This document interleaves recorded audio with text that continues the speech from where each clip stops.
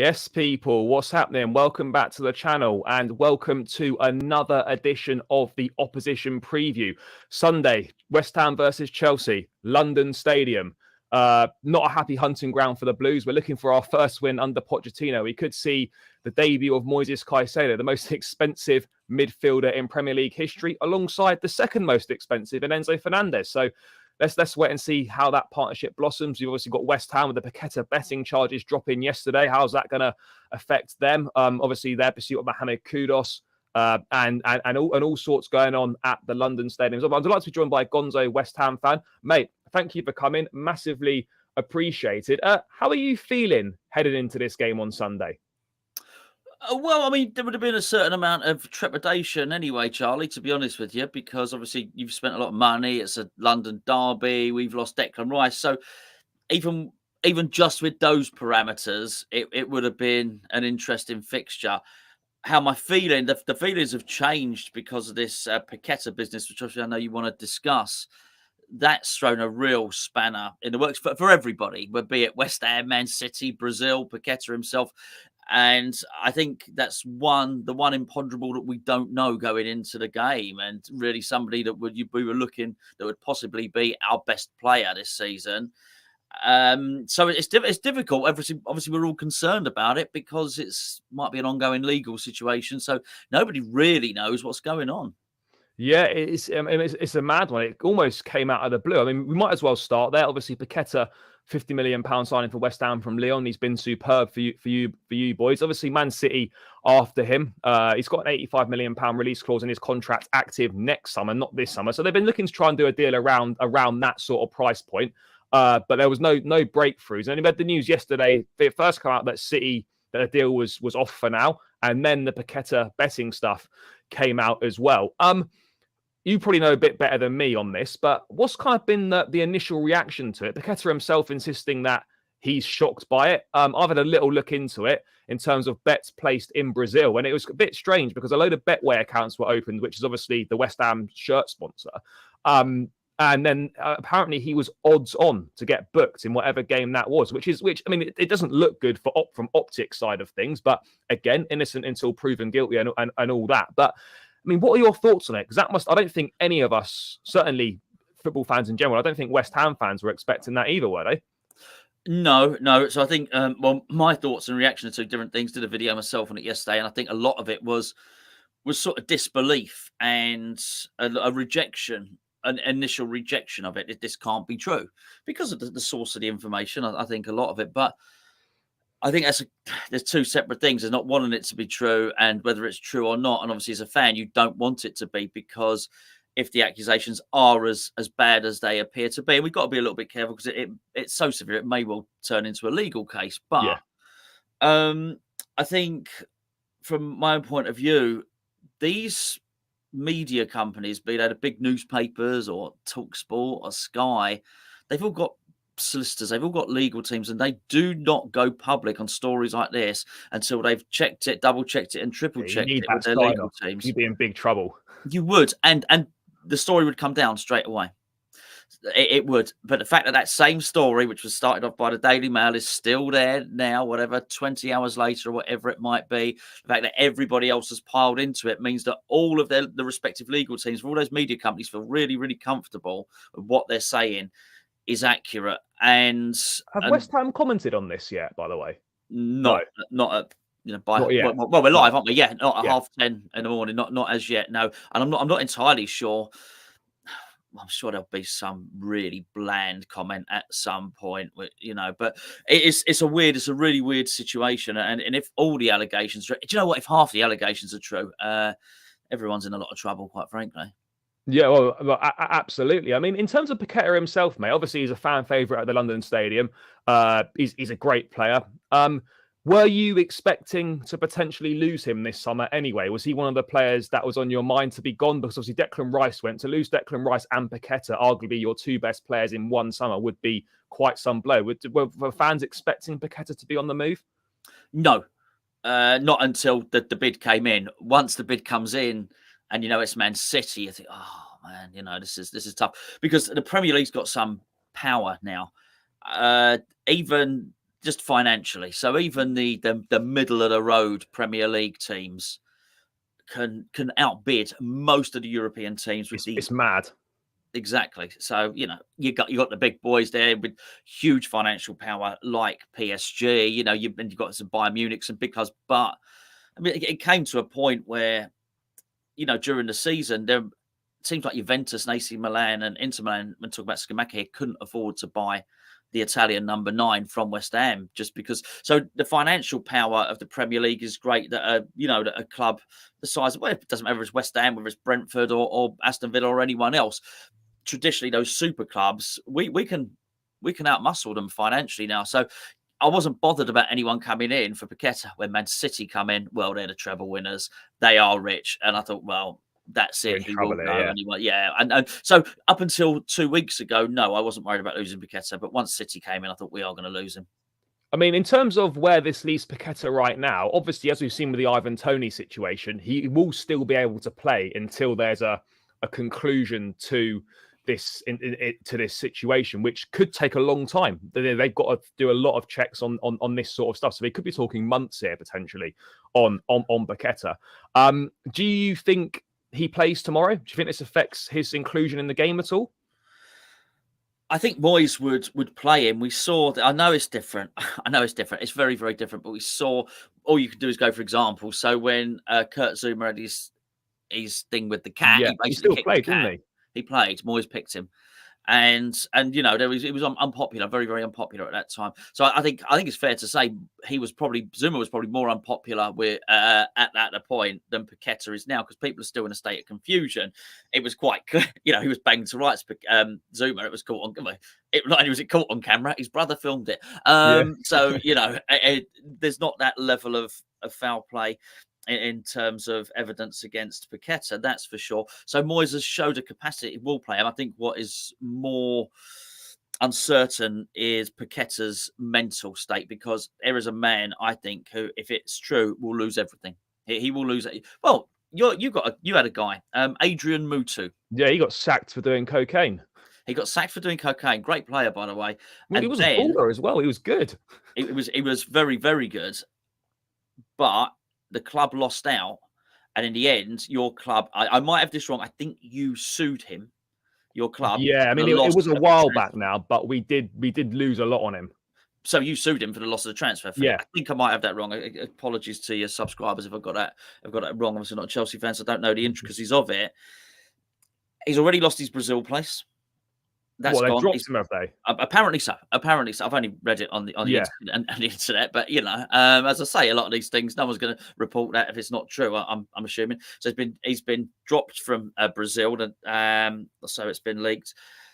His transfer to Manchester City is done. They've pulled out now, so that's gone. His very future in football is under scrutiny. This is not the same as the Ivan Toney case, purely because I think Ivan Toney only bet on games he wasn't involved in. So he wasn't actually able on the field to play to manipulate those games that he was involved in. The suggestion, the allegations, and they are just allegations at the moment, it should be said that he's not been found guilty at all, are that these are games that he played in. That would carry a very, very different because he's directly influencing the outcome. I mean, the specific one that I've seen was to do with a yellow card. I think a game against Aston Villa last season. Now, if at some point, again, this is just being what's reported, I think it's come from Brazilian media, is that he was at one stage, he was odds on to pick up a booking. Now, that's got to be raising red flags at some point. That if large sums of money are being put on someone to get booked, and it becomes odds on to get booked, and he's directly influencing that outcome. Again, we're speculating here because we don't know if it's true or not. The optics on that are not very good at all. No, you're absolutely right, Charlie. So that would lead to a significant ban, and I think if that happens, he loses his football career, he loses international, he loses everything. It'll be years. He'll be out of the game for years. Would he then, in his late 20s, early 30s, come back into the game? Yeah, quite possibly. But what was he now? He's 20. He's 25 now. Yeah. To me, it's. Do you know what it's like? It's a shame as well. It is. It's a great shame. I mean, we don't know the ins and outs of his personal life or kind of what's going on there, but like when you scrape away at the surface of it, that is ultimately someone that could have a problem. And I don't know if, I mean, it's obviously a completely separate conversation, but does football do enough to sort of help these people? Because I imagine this could be something that could occur a lot more. We've already had Ivan Toney. We've got this potential Paqueta thing. I wouldn't be surprised to see more stuff coming out in the future potentially as well. But it's... Well, I think if I may interrupt you there, Charlie, I think there's two separate things there. I think you've got gambling addiction. Yeah. Which I don't want to speculate who has that and who hasn't, but we've seen it before, particularly with players that have retired. Yeah, so they certainly need help. I'm not sure that's quite the accusation here. This might, this might have a little bit more sinister accusations that certainly I've read on this one. That being said, I still think it's going to massively. Even if that's the worst case scenario, he's probably somebody who's massively regretting whatever he's done now. And so the answer to your initial question, is he going to mentally be up for the game himself? Bearing in mind, he probably feels, like his world is collapsing on him at the moment. I'm not sure. I'm not sure if you can go out and play a game of football with that. No, I mean, you have to imagine that's a very tricky mindset to suddenly just get right when your career could be potentially hanging in the balance to step out and go and play. But let's move on to slightly more positive things regarding West Ham. Obviously, you've had the £105 million to Declan Rice. I guess you boys kind of knew he was going. That's obviously kind of old news now. But the way you've reinvested that so far in the midfield, what are your thoughts on the signings of James Ward-Prowse from Southampton and Edson Alvarez from Ajax? Are you happy with those midfield signings? Do you think that's a good replacement of Rice so far? I think it's hard to replace Declan Rice. I couldn't really comment too much on Alvarez. I've not seen him play too much, but he's a converted centre back who can go back and play at centre back play. He's a very, very defensive player and a very good one at that. But West Ham's problem is our pace and lack thereof. We don't have any. So I think my main concern is just a lack of pace in the midfield. Ward-Prowse, I think, is going to be better than certainly I felt he would be, and I think he's a captain. I think that's the leadership. I would hope he will get the captain, if not straight away, then at some point I hope he will get the captaincy, because we lost Mark Noble season before last, and then we lost Declan at the end of last season. So we do need a captain. He's a dead ball specialist. He suits David Moyes. I'd say it that much, but I certainly think we need a little bit more pace in midfield. I don't think the job has been completed yet in terms of midfield recruitment. We need some pace. We need someone with pace and someone to carry the ball a bit, really. Would you you've been linked with, you made an approach to us for Conor Gallagher. He wants to stay and fight for his place, but if an acceptable offer came in, around the £45 million mark, Chelsea would be prepared to sell. Do you think he'd fit in well at West Ham? Because he's a player you've been linked with. I can see him doing potentially well there. He'd like to stay and fight for his place at the club, but you have been linked with him and you have made a move for him earlier in the window. Would you like to see West Ham go back in for him? Yeah, well, a lot of it depends on yours. I mean, is Lavia signed now? He has signed. Lavia's signed. He should make his debut tomorrow. I don't think he'll start, but he'll be on the bench. Yeah. So I don't know. I mean, who knows? You've got a new manager. You'd imagine the composition of your midfield three would certainly be Caicedo, Lavia, Fernandez, possibly. So where's the room for Gallagher in that? It's all very well he wanted to stay and fight for his place, but he might not get utilised. Mind you, he played in the first game, didn't he? I thought he worked hard. He was really, really good in the first game. I expect him to start tomorrow, just because Lavia's would have done maybe one training session tops with the group. So I don't see him starting. I expect Gallagher to start tomorrow. But is Gallagher, first of all, do you feel you need another midfield player? Or do you think with the likes of Alvarez, Ward-Prowse, Souček, do you think you need one more in there still? Yeah, well, Souček's very slow as well. I think that should probably be pointed out. But yes, I do, but not. I like Gallagher. I think he's good. When he played for Crystal Palace, scored a couple of really very good goals. He played more as a number 10 there. He did. I think, and he's a finisher. He arrives late in a box, and finishes really well. His timing of his runs, good finisher. Maybe he's lacks that bit of pace and that range of passing that ideally West Ham would like. It's hard.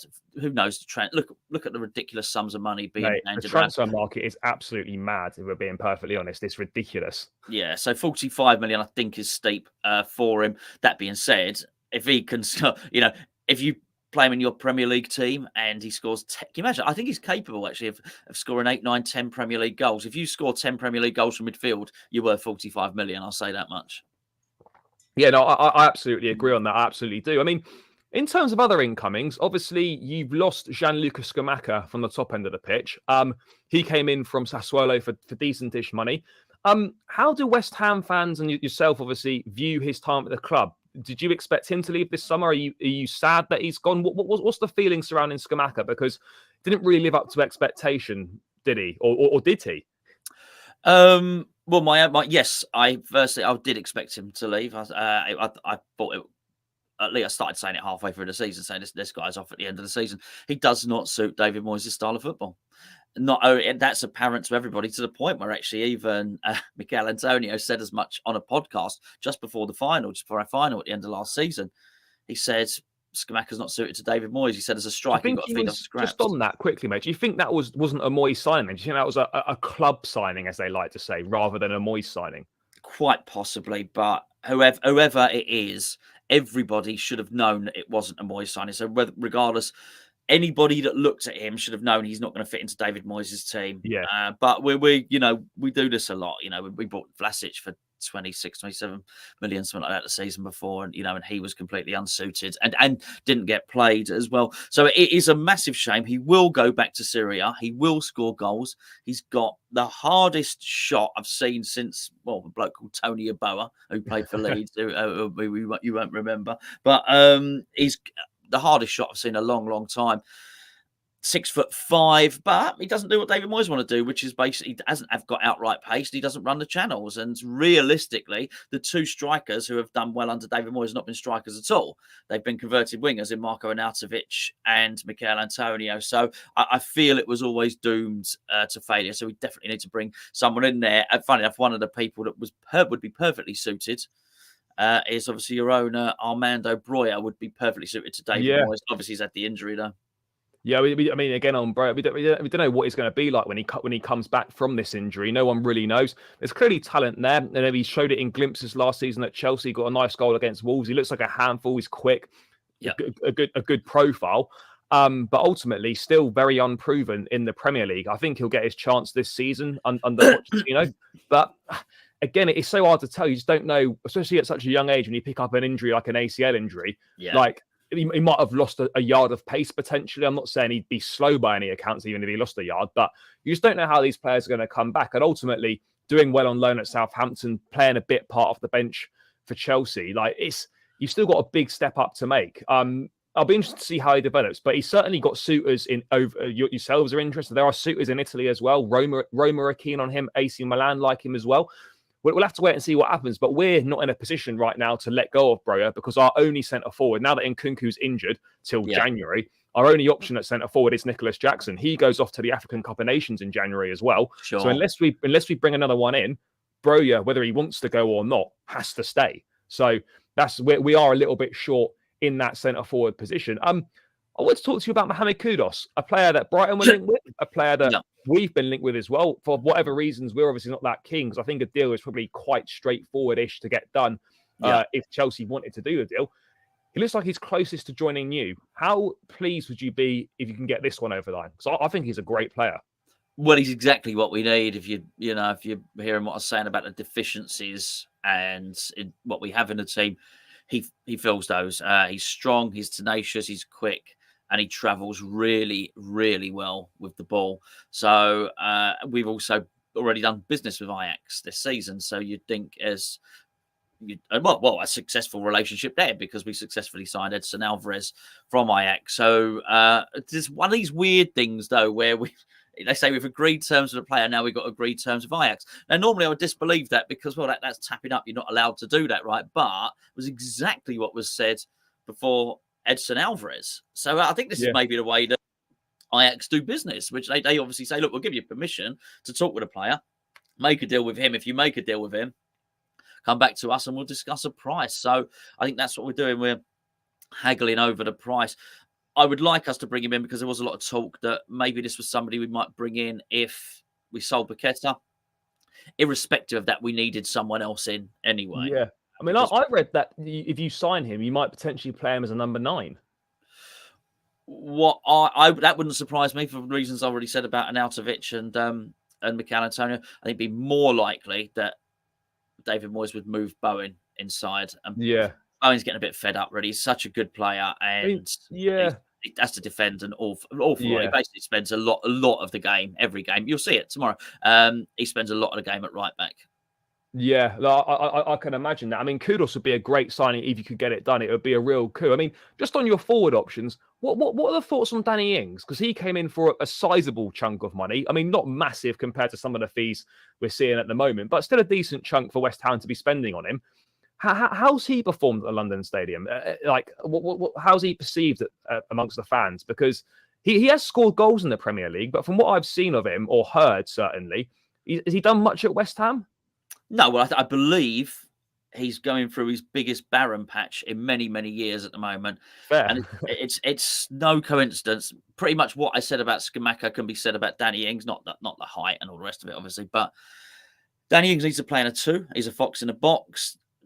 Just David Moyes does not play in that way. We had the ultimate fox in a box in Javier Hernandez, Chicharito, and Moyes had him as well at Manchester United when he was boss of Manchester United. Doesn't know what to do with these players. He's completely unsuited to the way West Ham play, and it's just been I think a waste of a transfer.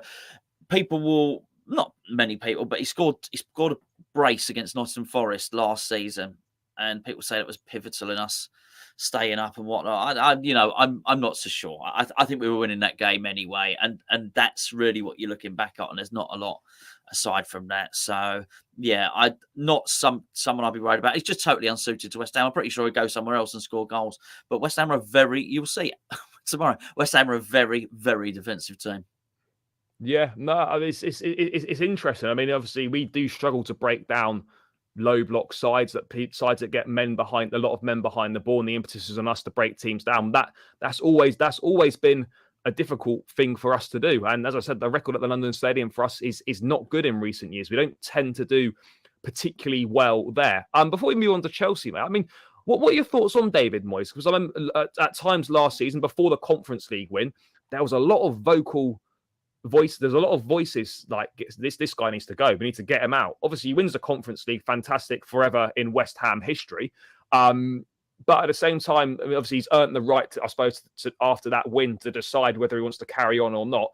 Do you feel personally that he should have perhaps walked away after that and you started afresh this season? Do you think Moyes has got what it goes to go again? Europa League campaign and another Premier League campaign, no Declan Rice. Do you think he's the guy to sort of rebuild West Ham post-Rice? I think for him, he should have walked away. I think it would be a good time to leave on a high. I really do. He's the wrong person for West Ham for a few reasons. Number one, we won the FA Youth Cup last year, so we've got the best crop of young talent we've had for a long, long time, and there's some brilliant players in there. Need a manager who's going to bring them through. He's not that guy, and we've just brought in a new director of football who's got a good record in Europe of bringing through young talent. Again, David Moyes is not that guy. So I think therein lies the problem. It becomes difficult. He's also lost 2 coaches have left. So our main set piece coach has left, and probably the guy he lent most on during games, the guy you'd see next to him on the touchline, he's left. Also, Mark Warburton has left and was, funny enough, he did an interview on our own channel. Mark Warburton, after he left West Ham, came onto our channel and he said quite publicly, he said it on TalkSport as well, that he felt he had to leave before his friendship with David Moyes was ruined. So there's a lot of unrest at the club anyway. There's a lot of players who say they can't play under David Moyes as well. The owner seems to be impervious to it, but it should also be said he has just won a trophy, and it was our first trophy in a long 43 years, long time.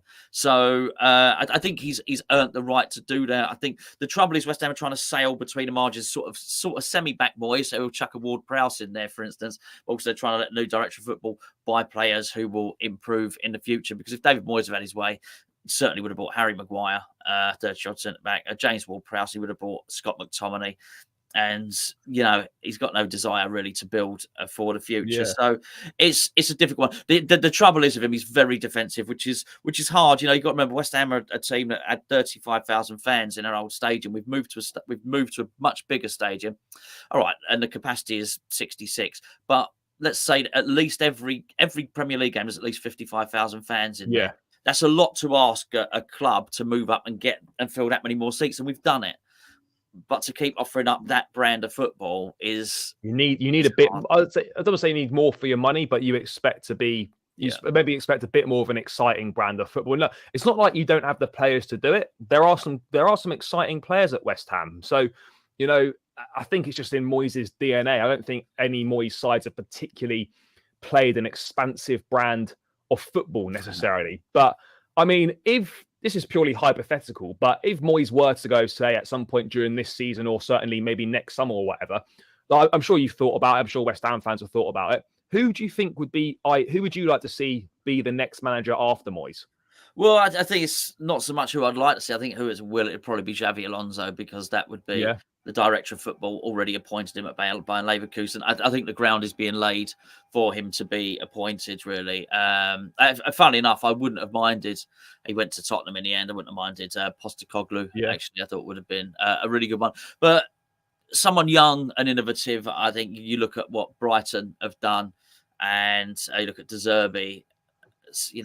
People like that. There are really good young coaches. They don't have to be from Europe either. Look at what Eddie Howe's doing at Newcastle. But I would just like us to, when he does go, I would just like us to get someone younger, a bit more vibrant with some ideas. And they have to. We can't keep buying players. West Ham can't keep spending the amount of money we have spent in recent years, so we've got to use that academy, so somebody that will do that, is willing to give the young players a chance, which to be fair to you guys, and your young players get a chance. You've got Reece James in there, as well now. Yeah, exactly. Yeah, of course. He played Martson. I don't know if he came through your academy. He's still a young player. Yeah, he was a Cobham boy. Yeah, he's had quite a few loan spells, but he's a Cobham boy. Obviously, we've just lost Lewis Hall to Newcastle. Gallagher, of course, is Gallagher's through as well. But we've had a lot. I mean, certainly, like this is only a recent thing. We used to win the FA Youth Cup every year, but then no one used to come through. For a long time, it was no one other than John Terry. But then over the last few years, you had the likes of Callum Hudson-Odoi, we've had Ruben Loftus-Cheek, we've had Gallagher, we've had Mount, Reece James, Colwell, like Lewis Hall, Martson. Like there's quite a few now. I mean, just briefly on the youngsters. I mean, are any of them sniffing about on the bench or anything like that? Who should we be looking out for potentially, like as maybe some future stars from that academy? Well, you might find Mubama's on the bench. He ended up in a winner's medal last because he played and scored in one in the earlier rounds in the Conference League, which is really good for him. Good to see. There's some really good talent. There's one of them called. There's two that really. I'll give you a few names. One of them's called Earthy. One of them's called Rig. One of them's called Orford. They're all different players. Another one, Kudus. These are good players in positions where we probably need them at the moment. A very good striker called Callum Marshall as well, and all these to add to Mubama. Earthy in particular is a real low centre of gravity, number 10, very, very skillful. And finally, we had Mark Phillips, who's just moved up to be Mark Noble's assistant, and was coach of the under-18s. We had him on a video about a month ago or something, and he was likening Earthy to Modric, So wow, it's quite some comparison, that, isn't it? It is. Yeah, no pressure, but so we ideally, we've got some really good youngsters, but I think that to answer your question, none of them are on the cusp. You do not expect to see any of them tomorrow. I really don't. And here's the problem: Mubama is better suited for West Ham, for David Moyes' tactics, than Danny Ings is. Yet, if he gets into a pickle tomorrow, it will still be Danny Ings that he brings on. Yeah, no, for sure. I mean, you touched on it earlier. I mean, what are your thoughts on the falling through of the Harry Maguire deal? Obviously, a fee was agreed with United, but for whatever reasons, couldn't agree with Maguire for the move. Are you disappointed that move fell through? Do you think Maguire could have been a useful addition at centre back? Obviously, you've got Kurt Zouma, you've got a Gerd, you've got a Bonner. Was Maguire necessary? Do you need another centre back? David Moyes always got to spend 30 million each year on a centre back. He loves no centre back, does David Moyes. So whether we need one is a moot point, really. David Moyes wants one. He likes his. I'll say he likes his annual centre back. Does David Moyes? No, I wasn't unhappy for it to fall through. He seemed very entitled. Old George Graham, famous Arsenal manager, said never sign a player who thinks he's doing you a favour, and he really did. There's no doubt about it. Harry Maguire thought West Ham was beneath him, and the moment you get a whiff of that, you must not buy that player. You want people that are committed to the cause. you don't want a player rocking up, say, and I always got the impression Harry Maguire would rock up and say, I'm Harry Maguire. You are privileged to have me at your club. Not that he would say the words, but that's the way he carries himself, and those are the sort of leaks that we were getting from his end of things and from the Man United and things. As soon as I heard that, just know it's really important that we don't. And now we're linked to this Mavropanos from. He was at Arsenal, wasn't he? He was. He was. 25 years of age, fast, young, hungry, skillful. Someone like that is exactly what we should be doing, rather than looking in any other direction. Somebody who thinks he's doing us a favour is only gonna get worse, really. Yeah, I mean, and on McTominay as well. Do you think, obviously, it was a double bid that went in? Would you have liked to have seen McTominay come? Again, it's a classic David Moyes. A Maguire and a McTominay is sort of if you had to pick a David Moyes type of signing, you're right. It is textbook Moyes, that sort of signing. But do you think McTominay could have fit in well in West Ham's midfield? Would you have liked to have seen him there?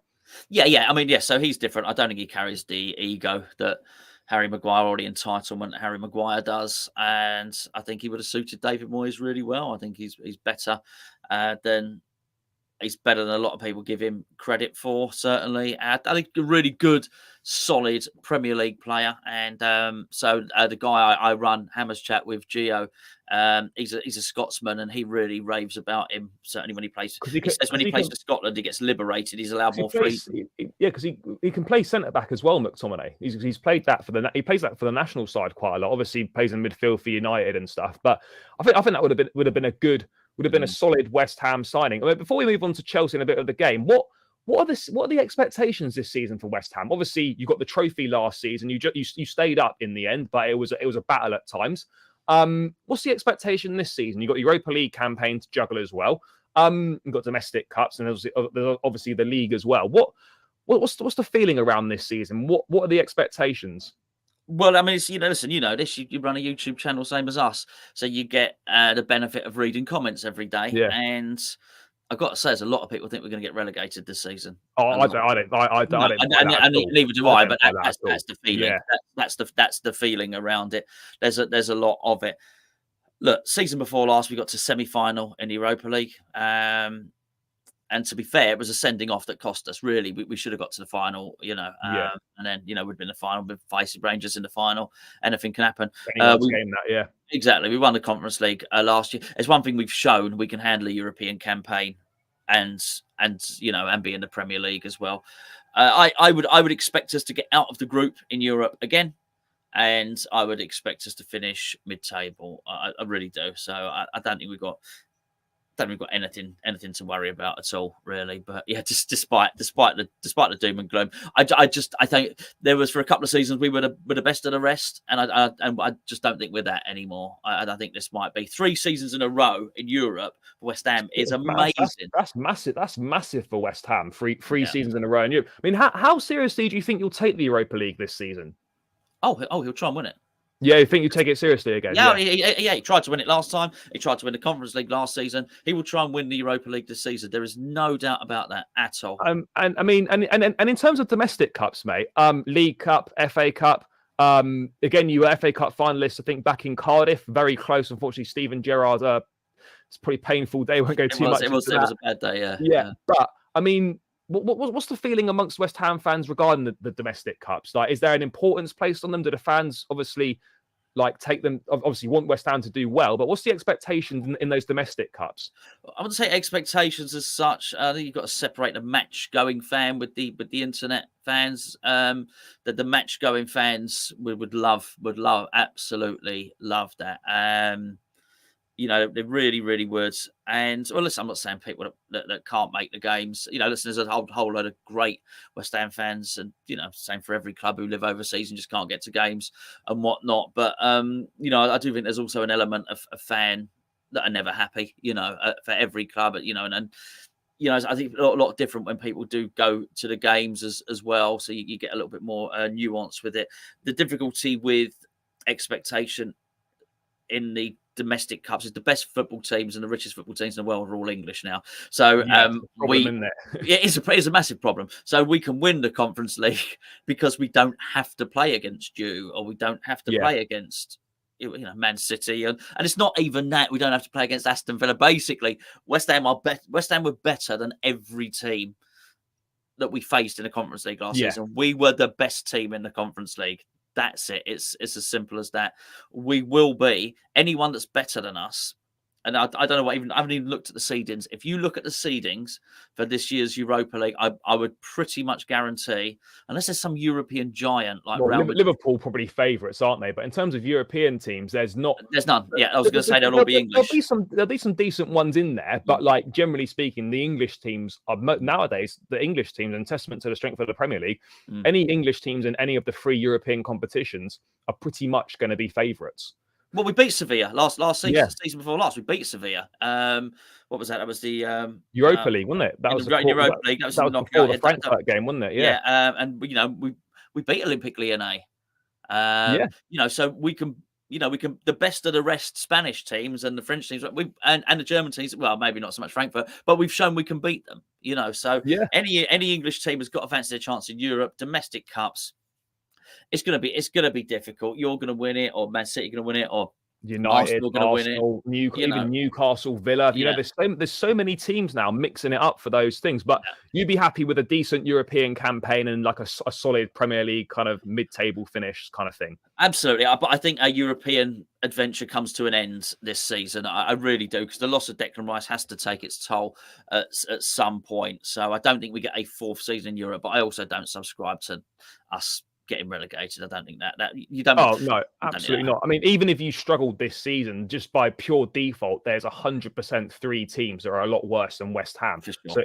So even just on that, I think it's. Look, you obviously don't want to say it's impossible, because anything can happen in football. But I'd find that highly unlikely situation to happen. By the way, people, 100 of us locked in this morning. Make sure you keep smashing the like button, guys. We're only on 53 likes. Come on, people, let's get that up.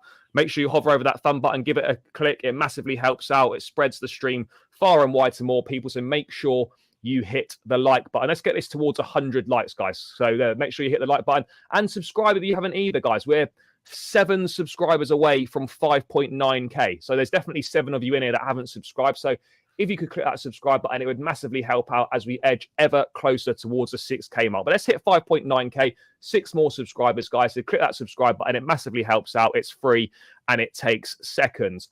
Mate, let's move to Chelsea briefly. We spent a lot of money. I'm not going to shy away from it. We have spent a lot of money. We've sold a lot of players. We've bought a lot of money into the club. From an outside perspective, a neutral perspective as such, how have you viewed Chelsea's activity this summer? What are your thoughts on it? Because it's attracted a lot of media attention. I think with amazement, actually, looking at the spend that you had last season, thought there's no way that can continue. So I thought last season, from the outside, he found a loophole. Bowley found a loophole in terms of the 8-year contract, brought in a load of players, and then it feels like he's found another loophole, which is selling to Saudi to free up some funds, and it's wages as well. As the wages you've freed up, as well as the wages is the key thing. I think the wages is key as well. Not necessarily the fee all the time, because the Saudi fees weren't massive that we got for Koulibaly and Mendy. I think we got about 18 million for Koulibaly and a similar price for Mendy. So the fees weren't big. No, but then you go and sell Havertz, you sell Mason Mount as well. So he's freed up some more money then, and then the players coming in. Again, seem to be on the 8-year deal. So, I mean, with what's with absolute fascination, the Caicedo stuff with him going to Liverpool, and then that was absolutely mad. I mean, we've done mad transfer sagas in terms of the Enzo Fernandez thing in January was a bit of a drama. This was like nothing I've ever seen. Like, sometimes I wonder if these big deals, right? Do they do this on purpose to build the drama up? Do they know it's done, but like let's spice it up a little bit, sort of thing? Because it's the same with deadline day as well. You're thinking like you've had months to do deals, and yet teams are scrambling around on deadline day. I reckon they sort of know, because it's such a big TV thing now. Surely, like, you would not think clubs are scrambling around at the last minute to try and get players across the line, or maybe they are. Well, I think Liverpool's a different case. So Liverpool and Man United have got different purchasing parameters to others at the moment, because they might be subject to takeover. So there's going to be a reluctance to release that much capital to invest. I think Liverpool found themselves in a surprising position, because they probably didn't expect the money for Fabinho and the money for Jordan Henderson. So I'd imagine there was money freed up there. So they thought, oh, hold on, go. But I mean, they must be absolutely sick, because what they really wanted to do was a season or so ago, wanted to buy Jude Bellingham, then couldn't afford him, drop out the Champions League. Bellingham goes to Real Madrid, and now all of a sudden they find themselves with enough money to buy Jude Bellingham. So they're probably pretty sick about it. Then obviously they went in for Caicedo. They got McAllister, of course. So they would have liked to have reformed. Sobotlai's a decent signing as well for them. It's not like, I mean, obviously they've missed out on Lavia and Caicedo. It's a little bit embarrassing for them. But, you know, in terms of the signings that Chelsea have made, bought in Caicedo, we've obviously bought in Romeo Lavia. There's plenty of others that have come through the door. Any signings that you think, oh yeah, that's a good signing? Some decent players coming in. I mean, anyone that's particularly caught your eye? Well, yeah, I mean, Caicedo's one. He killed us last season. Actually, they embarrassed. You know, they put 4 past us. I was there. I was at the Amex Stadium. Mate, you and me both. I was at the Amex and they put 4 past us there as well. Did they put 4 past you today? Yeah, they beat us 4-1 in Graham Potter's return. It was a dark day. We just sat there getting absolute pelters from all angles of the crowd. It was a bad day. Yeah, nice little away day though. To be fair, it's a real nice away day. I tell you what, the pies are unbelievable there. The pies are great. The pies are great. I'm glad someone else has said it. Yeah, the pies are unreal. If anyone gets a chance to go to the Amex, get the pies. I'll go to a lot of away days. They are the best in the league. Yeah, but they're like the West Sussex Pie Company or something. They're like local pies. It's unbelievable. They are gorgeous. They look after you. They treat you really well as away fans, and they thrash you. So, so that midfield was spectacular. I thought he was the pick of the bunch, actually. So for you to get him, that is a really, really good one. I think for you, I mean, you know, you talk about signings there.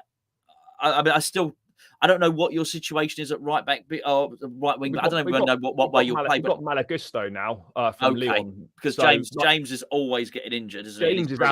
James is reportedly out for just over a month again now, so I don't think we'll see him until after the international break. It's a blow, but it's not as big a blow because we've now got Malagusto in. Obviously, it's still a big miss, but Gusto had a very good pre-season. He's a very talented young boy, so that should be a bit of a plus for us on that front. But I mean, if we look at the game, when you look at what Chelsea have got up top, do you worry about the threat of maybe Mykhailo Mudrik's pace, of Raheem Sterling, of Nicholas Jackson, maybe Enzo Fernandez playing a bit further forward? Does anything worry you about Chelsea's attacking prowess? Because I still feel we lack goals a little bit in the side. Probably a bit like you. You're not too sure where a regular source of goals are coming from. No, not centrally. I was far more concerned with how high up the pitch Chilwell and Reece James were when he played the other day against Liverpool. From a West Ham perspective, that could really hurt us, actually. So yeah, that is a major concern. It's a big season for Sterling. Massive season for Sterling, because he was poor last season. He was really poor. Well, I think everyone was. Everyone was, but like for me, when you come in from with the reputation that he's got from what he's achieved in the game, his career to date is unbelievable. He comes to Chelsea. He says he wants to be the main man. He's comes back to London, closer to his family. He's the highest paid player at the club, over 300 grand a week. I know everyone struggled last season. His performances were particularly poor. He's not had the best pre-season. He was okay against Liverpool, but when you're 27, 28 in your prime, you're on the big boy money. You're the highest paid player at the club. You've got to step up and start delivering. This is a massive, massive season for Sterling from a Chelsea perspective. Yeah, I mean, I'll be amazed if he's your best player. And it's not the trouble is, you know, Sterling's a funny one, because he's got a protective wrap around him from the media. So, you know, you can't criticize Sterling. Yeah, it's mad. I don't know how that happens. Because I don't mean, you know, nothing against him as a person or anything else. I'm just speaking purely about footballing ability here.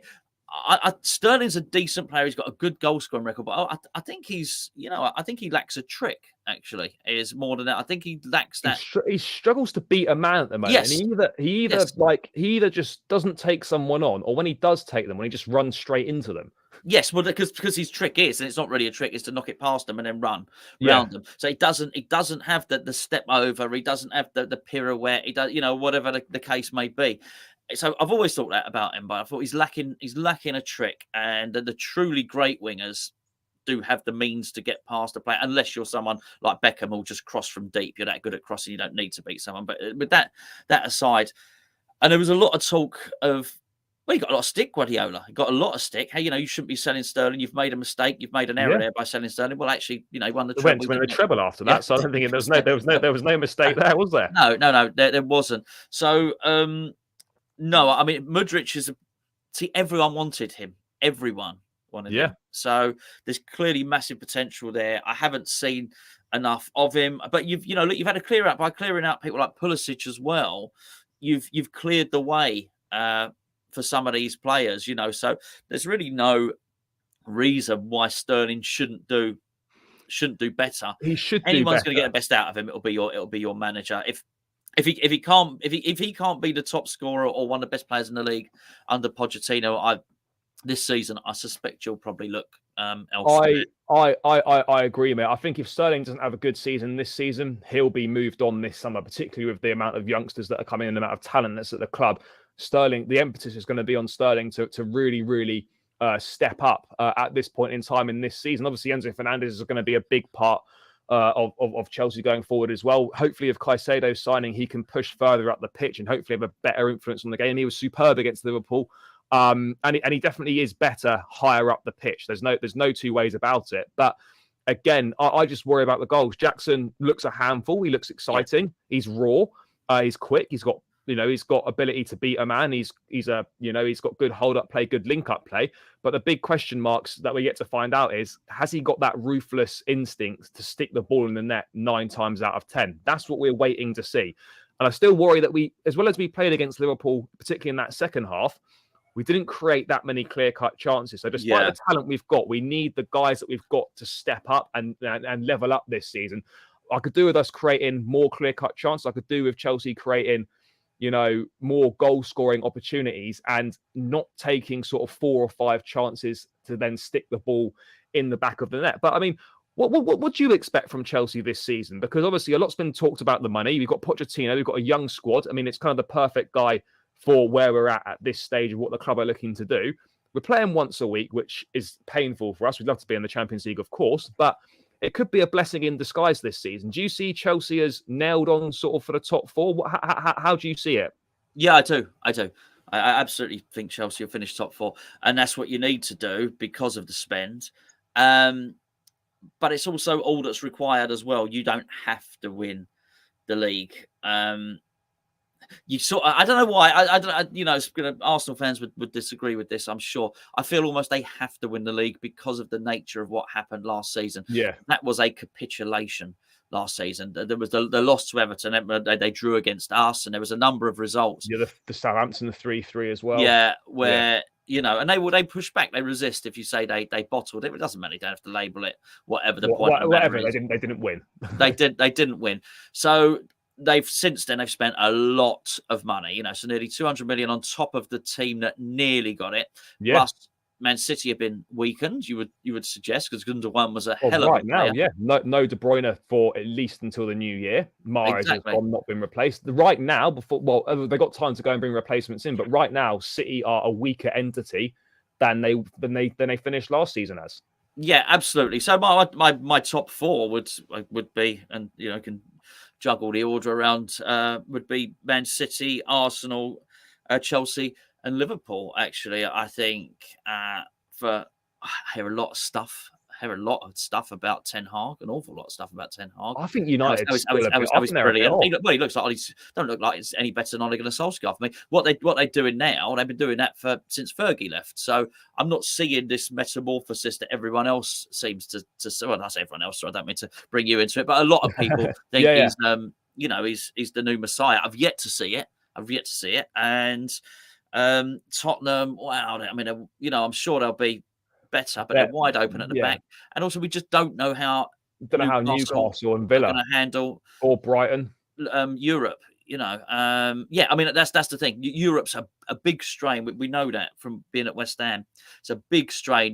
They're playing midweek and then on the weekend again. If you're not used to it, these squads, almost like your own. I know you're not in it this season, but these clubs, it's not even squads. These clubs get battle hardened to it. the 2 games a Yeah. week as a club. The whole infrastructure is set around it. The composition of the squads, the managers they hire, the whole lot. Honestly, from the manager to the tea lady, the whole lot is geared towards 2 games a week. Yeah. So it's going to be really interesting for Newcastle. It's going to be a learning curve for him. Actually, funny enough, less so for Aston Villa, actually, because their manager is He knows a thing or two about European competition. yeah. He's all right. I mean, mate, just to round this out, then we look ahead to the game. If West Ham are going to get a positive result, what have you got to do in order to do that? What do you need to see from your team? Well, we'll need to. There's only really there would only have been 2 ways that we can win the game, and I don't think one of them is available to us. So one of them would be they both involve defending. One of them is a counter attack, but I don't think we have the pace to hurt you really. I think the blend of Silva and Colwell is just one of those wise things to do.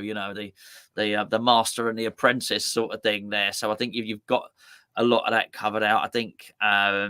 So counter-attack, we just don't have the pace to deal with it, to counter-attack you, which leaves us to a set play. So for us to get a favourable outcome, we have to defend impeccably and then get a set piece, which may well take in the form of Ward-Prowse putting a corner over for Thomas Souček to head it in the back of the net because he's pretty dominant in the air.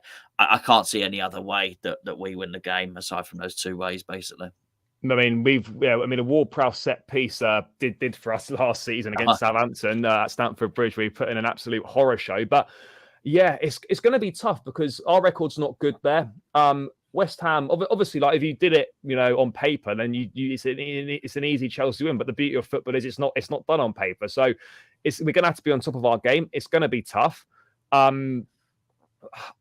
just don't know where the goals come from. That's the only thing. Look, I'm a lot more confident about Chelsea than I was last season. But we've got some really talented attacking boys. But at the same time, you're just not sure who can we rely on? Who can we rely on to put the ball in the back of the net? I'm sure we can look dangerous some set pieces. Of course, we've got some height in the team. We've got some very skillful players. But can we break down what is more than likely going to be a West Ham low block? Because it is going to be a West Ham low block. Sure. I'm sure you'll get people behind the ball and you'll try and hit us on the counter attack, try and take advantage from set pieces. But I mean, how important for you? I mean, do your attacking hopes really rest on Jarrod Bowen's shoulders? Yes. What goal scoring? Yeah, absolutely. Yeah. That really is it, and he will be defending for much of the game. So the support he gets is not a lot. He won't get a lot of support. Antonio's going to work his socks off, but I'll tell you now, Antonio is not fit. So no. He looks he's not had a pre-season. He looks absolutely knackered. Almost immediately against Bournemouth, it has to be said. So he's a big chap, though, isn't he? He's a massive unit. Yeah, I mean, he's a real handful, and he's a pain in the arse for a lot of centre backs. But he's just not ready yet. He's not getting any younger either. On his day, in full what we call it, full beast mode, Antonio will cause anyone a whole lot of bother. And I wouldn't be surprised if the majority of the centre backs in the Premier League would not like to face him. That's probably a hard day's work for a centre half to deal with Antonio. But he's not in that mode at the moment, and West Ham have not, whilst we might have spent a little bit of money, they've both been on midfielders. We have not spent enough money on attacking threat, and just ultimately, I don't think we give you enough to think about for Pochettino to even remotely worry about tinkering his team sheet to deal with our attacking threat, because I don't think we have one really. I mean, I think we'll switch from a back 3 that we saw against Liverpool. I think we will go 4-3-3. I think we will see the Moyes Caicedo debut for sure. I think we'll see Conor Gallagher in there alongside Enzo Fernandez. I think we'll see probably Mudryk, Sterling, Jackson as the front line. The defence kind of picks itself. I just wanted to, very briefly before we round out, I just wanted to speak to you about Saïd Benrahma. What's the feeling around him? Because again, at Brentford, he was very good. I think he's had moments at West Ham for sure. How's he viewed at West Ham? And is he still an important part of how West Ham play in an attacking sense? No, he's not an important part of our West Ham play. He's really, well, the fans like him. He's a skillful player, a real hero from Prague. Obviously scored a penalty. Nerves are still from the penalty spot. Very, very skillful. lots to like about Saïd Benrahma, but you said Brentford, far more suited to playing for Brentford than he is for West Ham. He's not quick enough to do what David Moyes wants him to do, but he has gained David Moyes' trust. There's no doubt about that. He is the first choice on the left wing now, and it took him a long, long time for David Moyes to trust him. I think he's a good player, but he's a dribbler who stops. He's one of those ones that stops the ball. He'll stop the ball, stand the guy up, then try and beat him. That's just not. Yeah. If West Ham are going to score, we need to sort of do it from the goalkeeper in about three or four moves maximum. Goalkeeper out, maybe full back, someone in the midfield to the forward. That's how we have to score. And I don't even mean long ball necessarily. Just direct. Yeah. And he just takes a little bit too much time, and he would just benefit more in a possession-based team. But he's a good player, and I don't think David Moyes puts him in enough hurtful situations. David Moyes should get him in a box more because his feet are so quick.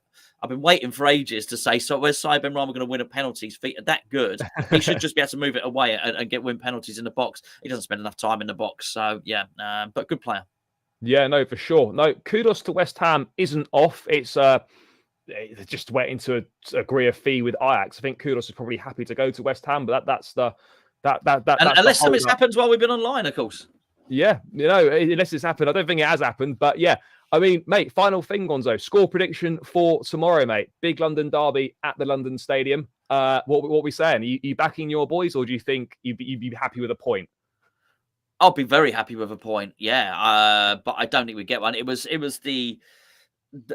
2 points lost against Bournemouth. We were winning and we were in control. And for what reason? Well, because that's just what he does. He decided to retreat everybody and just sat back and decided to defend it. Even Bowen came out and criticised it, said we shouldn't have sat back like we did. And as did Paqueta before he had other things to worry about. Paqueta was saying the same thing as well. So it wasn't good, and we should have.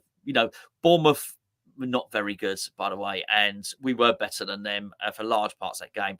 We should have come away with 3 points. We didn't. I just can't see us scoring. I can't, and I think he's going to sit back and he's just going to. Eventually, I think pressure will tell and you will break us down. And I don't think we pose enough threat on the counter attacks. I think I don't even know what Pochettino's going to do, but if you want to play a high line, you probably can because we're not going to have anything to get pacing behind. No, exactly that. So yeah, I think you probably win 2-0, to be honest with you. You're going to go for it 2-0. I think we will win tomorrow. I've got a bit of a confident feel about it. So I'm going to go for a 2-1 win. I think it will be closer than people think. I think it will be a hard slog for us to try and break you down, but I'm confident we can get a 2-1 win. But yeah, seems like a good place to round this one out. Gonzo, thank you so much for your time. You've been more than generous with it. If people want to check out more of what you guys do, where is the best place for them to go? Look, type Hammers Chat into YouTube, and we've got a couple of channels on there. You'll find either myself or my Hammers Chat partner on there talking about West Ham every day. But why would you come and listen to us talk about West Ham? You're Chelsea fans, but I very much appreciate you having us on. You're going to pop over. I'm going to pop over, didn't you? So nice, absolutely, mate, absolutely. So yeah, guys, make sure you check all that out. It'll be tagged in the description. The channel will be tagged in the title as well. So you just click on that. Go and show them some love. They've been more than generous at the time. So make sure you do that, people. Guys, I'll be back later on this evening with the daily transfer update and the Chelsea preview for the West Ham game tomorrow. So make sure you join me tonight for that around 8 p.m-ish. I'll be doing that. So stay locked into the channel then. On the way out, people, make sure you smash the likes. Let's get this up to 100 likes, guys. So hit the like button on the way out. Subscribe to the channel on the way out if you haven't done so already. We're 5 subscribers from 5.9k. Make sure we get there, guys. Hit the subscribe button, smash the likes. Thank you for tuning in. I'll catch you guys later on tonight. Up the Chelsea, and peace out, people.